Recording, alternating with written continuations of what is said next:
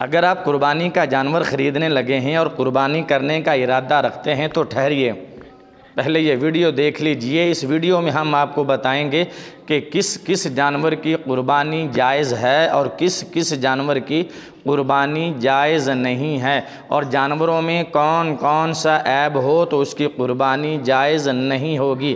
یہ ویڈیو دیکھ لیجئے، بہت فائدہ ہوگا، وگرنہ سوائے پچھتاوے کے آپ کے ہاتھ کچھ نہیں آئے گا، قربانی بھی نہیں ہوگی، اور وہ صرف گوشت ہوگا جو آپ نے اپنے گھر والوں کے کھانے کے لیے خریدا ہوگا۔ تو رسول اللہ صلی اللہ تعالیٰ علیہ وآلہ وسلم نے ارشاد فرمایا، ابن عباس رضی اللہ تعالیٰ عنہ اس حدیث پاک کے راوی ہیں کہ نبی پاک نے فرمایا کہ 4 قسم کے جانوروں کی قربانی جائز اور درست نہیں ہے۔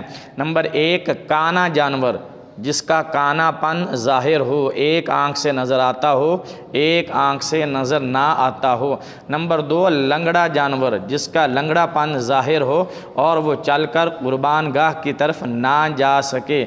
نمبر 3، بیمار جانور، جس کی بیماری ظاہر ہو، نظر آ رہا ہو کہ یہ جانور بیمار ہے۔ اور نمبر 4، لاغر اور کمزور اور ہڈیوں کا ڈھانچہ جانور، جس کی ہڈیوں میں مغز نہ ہو۔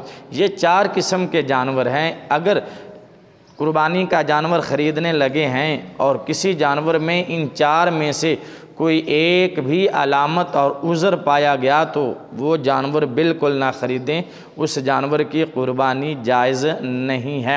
اسی طرح رسول اللہ صلی اللہ تعالیٰ علیہ وآلہ وسلم نے ارشاد فرمایا کہ قربانی کا جو جانور وہ بے عیب ہونا چاہیے، قربانی کے جانور میں کوئی عیب نہیں ہونا چاہیے، عیب سے خالی اور عیب سے پاک جانور کی قربانی اللہ کی راہ میں پیش کرنی چاہیے۔ اگر کوئی معمولی سا عیب اس کے اندر ہو تو قربانی تو ہو جائے گی لیکن مکروہ ہوگی، ثواب میں کمی ہوگی۔ اور ایسا جانور جس کے پیدائشی سینگ نہ ہوں اس کی قربانی جائز ہے، پیدائشی سینگ نہیں ہے تو اس کی قربانی جائز ہے۔ اگر اس کے سینگ تھے مگر ٹوٹ گئے یا کوئی ایک ٹوٹ گیا، اگر وہ جڑ سے ٹوٹا تو اس کی قربانی جائز نہیں، اگر آدھا یا آدھے سے کم ٹوٹا تو اس کی قربانی جائز ہے، ہو جائے گی۔ اسی طرح کسی جانور کو خصی کیا گیا ہو اس کی قربانی بھی جائز ہے، قربانی ہو جائے گی۔ بھینگے جانور کی، جس کو ٹیڑھا نظر آتا ہو، اس بھینگے جانور کی قربانی بھی جائز ہے، اندھے جانور کی قربانی جائز نہیں ہے۔